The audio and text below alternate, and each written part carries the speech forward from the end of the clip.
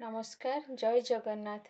आज आम the lover card विषय डिस्कस करिबा। जेमती पिक्चर रे देखा जाउची सेथिरु जानि पारुथिबे एहा love harmony deep emotional bond और स्पिरिचुअल कनेक्शन को देखाए। ए कार्ड मेजर आर्काना सीरीज रो 7 नंबर रे पड़े किंतु यार नंबर 6 सो 6 नंबर शोज वीनस शुक्र ग्रह जीवन रे beauty comfort luxury friendliness emotional bond और रिलेशनशिप को देखाए। सो मोर इमोशनल देन प्रैक्टिकल। ए कार्ड रे शुक्र ग्रह पॉजिटिव अच्छी वीनस सब बड़े देखाए जीवन रे केते कंफर्ट की लग्जरी अट्रैक्ट करिवे केमती जीवन साथी मिलिबो और ता सहित केमती संबंध रहिबो। जेमती देखुथिबे ए कार्ड रे दुईटी न्यूड फिगर देखा जाउची। It shows transparency truthfulness loyalty और कमिटमेंट लेवल बहुत हाई रहिबो। एमती मध्य कहि पारंती पास्ट लाइफ रे जे आपणकर सोलमेट थिला ताको ही ए जन्म रे जीवन साथी रूप रे पाइछंती। देखिबे जने बड़ एंजल हाथ खोला करी ब्लेसिंग्स दौचंती। दुई जन को रिलेशनशिप को पॉजिटिव ऊर्जा रे भरुचंती। एमिति मध्य कहि पारंती दुई जन को गाइड करूचंती और अन्य माननकठु प्रोटेक्ट करूचंती। देखंतु पिक्चर रे ब्राइट सन अच्छी।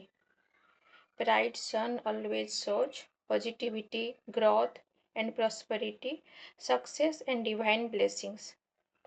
कहीं शुक्र जेते बड़े पॉजिटिव रुहे लाइफ रे एबंडेंस गुड रिलेशन और सक्सेस को अट्रैक्ट करे।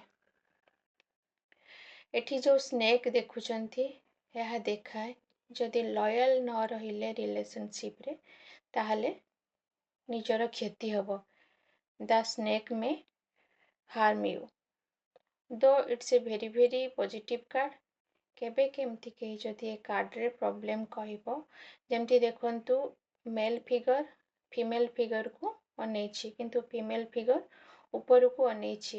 यार गोटे पॉइंट एमती होई पारे कि she is seeking divine blessings आउ एमिति भी गोटे पॉइंट होई पारे little bit distraction from the other side.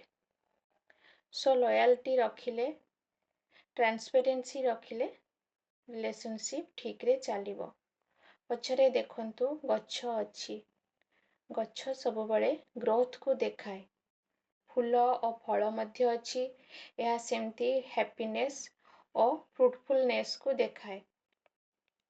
दुई जन को भीतर देखिबे गोटे बड़ माउंटेन अच्छी माउंटेन देखाए किछि संघर्ष आसीबो किंतु सेही संघर्ष रिलेशनशिप को स्टेबिलिटी आनी देबो। Mountain always shows three things. One hard work and struggle. It will make your relation stable if you go through hard work and struggle. Stability life रे स्थायित्व आनिबो आहुरी मध्य उन्नतिर शिखर रे कि टॉप पोजीशन रे आपन को पहुंचाइबो। आहुरी देखिबे बादल मध्य अच्छी बादल सब बड़े मनर अवस्था इमोशन को देखाए। एठी देखंतु ऑर्गेनाइज्ड क्लाउड अच्छी। सो ऑर्गेनाइज्ड क्लाउड रो माने मनर अवस्था ठीक अच्छी किंतु आहुरी कोनोसी कार्ड रे आगु जाई देखिबे डिस्ट्रैक्टेड क्लाउड थिबो तो तार माने मनर अवस्था ठीक नहीं।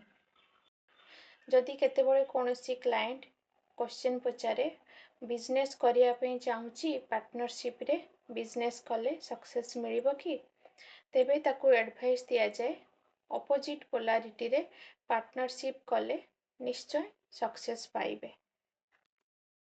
जदि केते बळे केही कैरियर विषय रे क्वेश्चन पचारे जे मु केउ कैरियर को फॉलो करिवे तो ताकू कहा जाए तुमरो सोल रो जहा डिजायर अछि तुमे सेही पैशन को ही फॉलो करो काहेकि ना ए कार्ड सेल्फ लव को मध्य देखा जाए तेबे तुमे तुम निज इच्छा अनुसार से कैरियर को ही बाछिले लाइफ रे सक्सेसफुल रहिबो।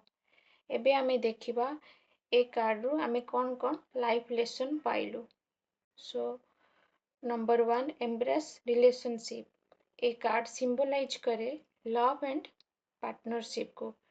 It shows connection with others are essential. It also shows emotional fulfillment, or you may say it's a emotional fulfillment card.